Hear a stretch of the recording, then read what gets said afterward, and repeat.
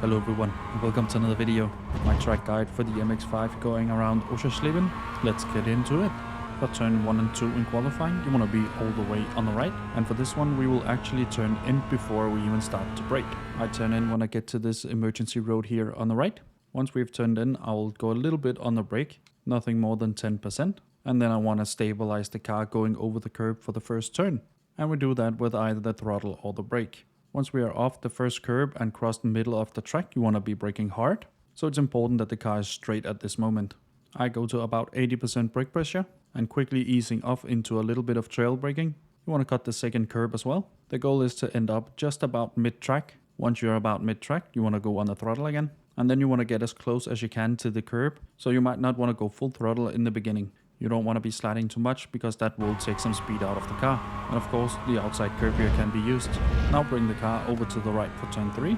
Turn 3 is going to be a good overtaking point in the race. My braking marker is this pillar here on the right. Once I get past that, I'll brake. I'll go to about 85% brake pressure before easing off into a trail braking action all the way to the curb.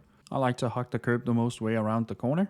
About halfway through, I'll apply the throttle again. I'll do it a bit in stages because the car might spin if you go full throttle at once. And of course you want to track out and use all of the available curb on the outside. Now stay on the right for turn 4.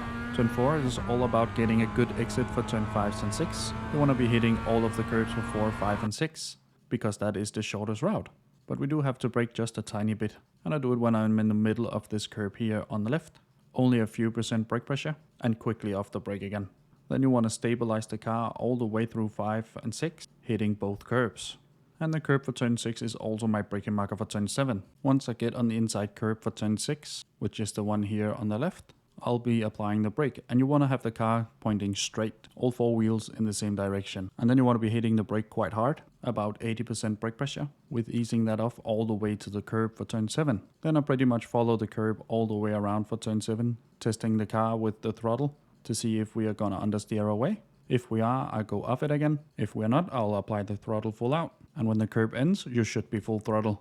We have a bit of room on the outside. You can use that if you need. Turn 8 is full throttle. Just don't hit the anti-cut on the inside too hard. I felt like the lift here was actually helping me quite a lot. Just before I get to the curb, I did a little lift. I felt it settled the car down quite a lot. But you might be able to take it full throttle as well. If you hit the orange anti-cut, you'll get a slowdown. Once I'm off the curb again, I'll hit the brake. A quick hit to about 25% because we want to optimize the exit out of turn 10. And for that, we want to be on the curb. Once I get close to the big anti-cut sausage on the inside, I will apply the throttle again. Doing it gradually here might help you not run wide on turn 10. We do have a bit of exit room, but it's really close as you can see. Now we're on one of the straights. Here, draft can be quite important, so just keep that in mind for the race. For turn 11, you want to be all the way on the left. My braking marker for turn 11 is this pillar here on the right. Once I lose that out of my sight, I'll hit the brake. I top out at about 70% brake pressure, with easing that off all the way to the curb on the inside. I like to hug the curb around after that to open up turn 12 a lot more. Just don't hit the anti-cut too hard as that will bounce you out to the mid of the track. When you leave the curb, you should go full throttle again, and then you should turn in for turn 12. Getting it right, you should be able to hold full throttle all the way through the corner. Just don't cut the anti-cut on the inside for turn 12 as well. I do lift a little bit here, but I don't think that was necessary. And for the outside curb, keep 2 wheels on the black stuff. For turn 13, I don't have a clear braking marker for you, but I do tap the brake just to help the car turn around. I hit the brake for about 10%.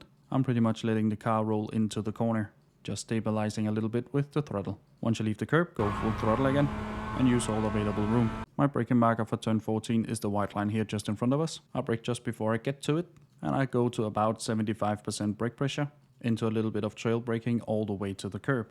Once we are in the middle of the corner, I'll apply the throttle again.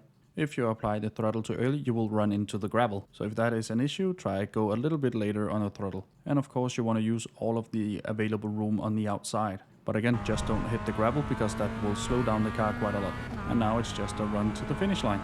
And that's my lap around Oschersleben in the MX-5 of a 138.9. I have a whole playlist of track guides linked down below for the MX-5.